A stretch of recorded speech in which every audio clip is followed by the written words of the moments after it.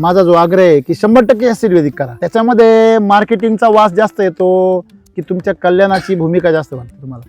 कल्याणाचीच भूमिका आहे सर, मार्केटिंगचं काही इथं हे समजा बुवा नाही राम सर काय म्हणता बुवा केमिकल तुम्ही वापरू नका किंवा दुसऱ्या कंपन्यांचं वापरू नका, एस-सी वैदिक मध्ये तुम्ही 100% वापरा.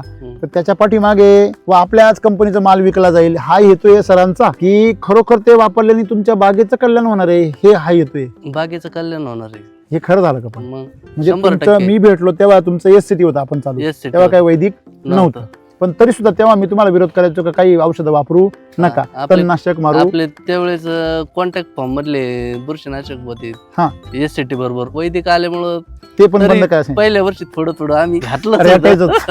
पण आता 100% गेलेलं आहे. झटके बसलेले आहे आम्हाला, पण नाही असं नाही. तसं केमिकलचे दुष्परिणाम भोगल्याशिवाय माणसाला शहाणपण येत नाही. केमिकलचं मध्ये असं आहे सर, समजा आज जर मारलं तर उद्या लगेच स्प्रे लागतो. हा माझा अनुभव आहे. याच्यामध्ये रिलॅक्स राहायचं. केमिकल मध्ये समजा आज दुसरं मारलं तर उद्या लगेच शायनिंग कमी होणार, शायनिंग कमी झालं परत तिसरं होणार, तिसरं लगेच पाकळी करणार. तुम्ही नाक दाबायला गेले का तोंड उघडणार, तोंड दाबलं का कान उघडणार, म्हणजे तुमचं काही ना काही प्रॉब्लेम सुरू होणार.